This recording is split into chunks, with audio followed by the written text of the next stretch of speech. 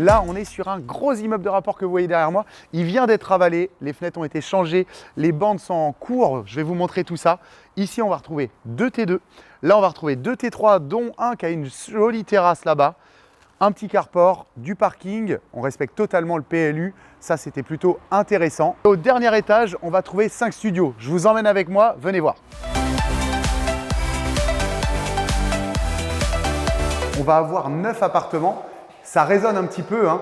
C'est le moment où les bandes sont en train d'être faites.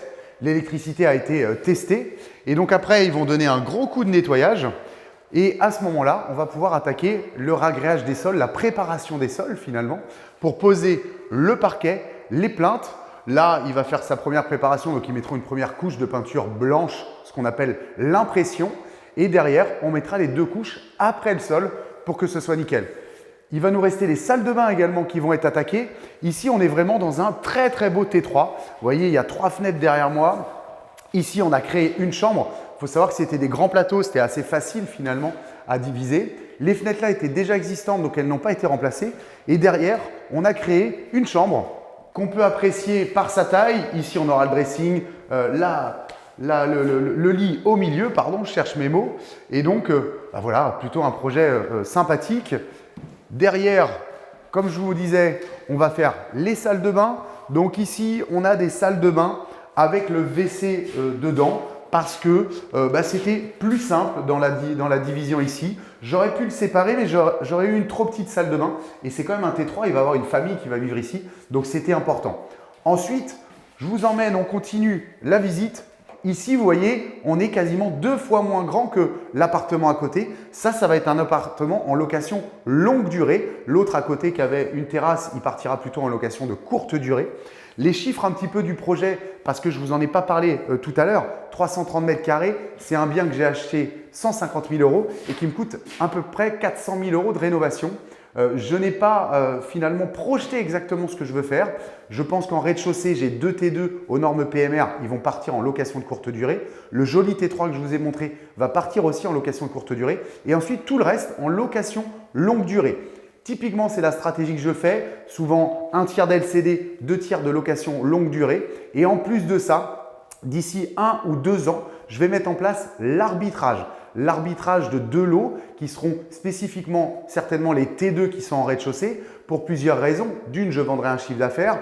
De 2, ils sont en rez-de-chaussée et donc ils sont un peu en dehors de la copropriété, même si je suis le seul propriétaire pour l'instant, je suis en monopropriété. Et l'idée, c'est de pouvoir finalement rembourser par anticipation la banque sur une grosse partie de l'opération et donc derrière de garder un maximum de cash flow, un maximum d'appartements tout en ayant le moins de financement possible. Ça me permet comme ça chaque année de redemander à ma banque de continuer à me suivre parce que même si j'augmente mes activités, j'augmente mes revenus, à un moment donné, la banque sait aussi me dire non. Ensuite ici, on va laisser une salle de bain sur le côté et là, on va retrouver 2 chambres. Je vous emmène dans une première. On est vraiment sur la chambre de base. On est sur une 9 mètres carrés, une fenêtre, un volet. C'est obligatoire pour louer, une occultation de la lumière. Là, on a un petit palier d'entrée. Et là, une chambre un peu plus sympa parce que, encore une fois, j'évite toujours de faire des grands couloirs. Je préfère qu'ils soient dans les chambres. Et donc là, on retrouve une chambre un peu plus classique. Donc, si vous avez suivi 2 T2 en rez-de-chaussée que je n'ai pas filmé parce qu'il y a le parquet qui a été livré, etc. C'est aussi ça qu'il faut anticiper dans ce genre de projet, c'est avoir de la place pour livrer les matériaux en sécurité. Donc là, le parquet est livré en bas, la peinture est livrée en bas. Mais je vais vous emmener quand même voir d'autres choses. Donc là, on continue, on est au R+2.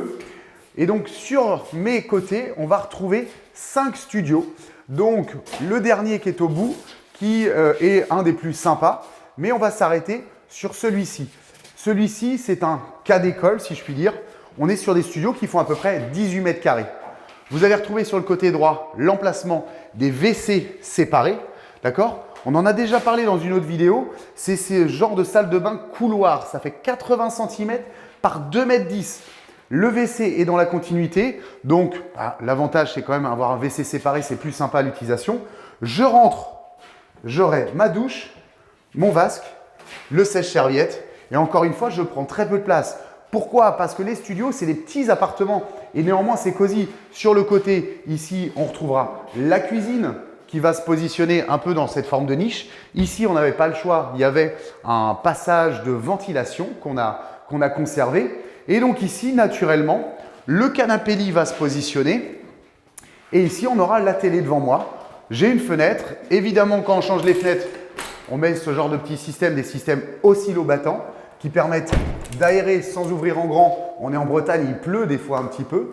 Et donc, vous voyez, on a quand même un espace suffisamment important.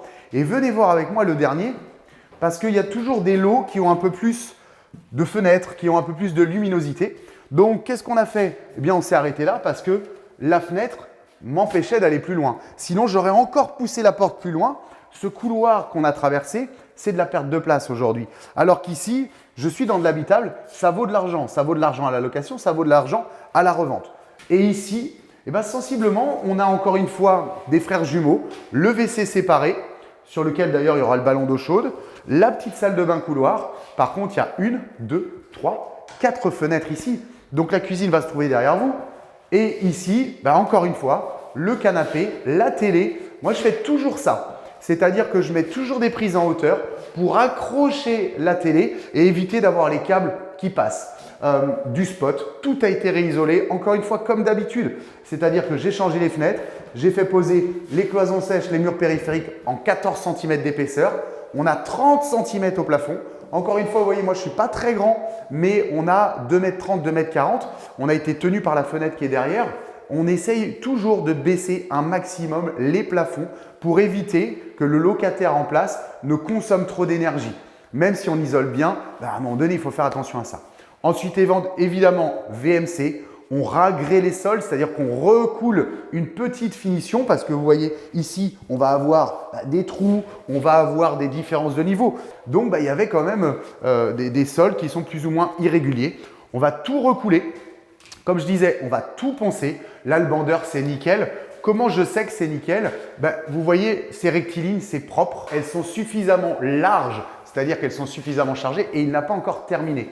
Donc, ça, c'est plutôt rassurant. Encore une fois, tout ce qui est trou de vis, vous voyez les petits passages ici, c'est parce qu'il fait toutes ces vis d'un coup.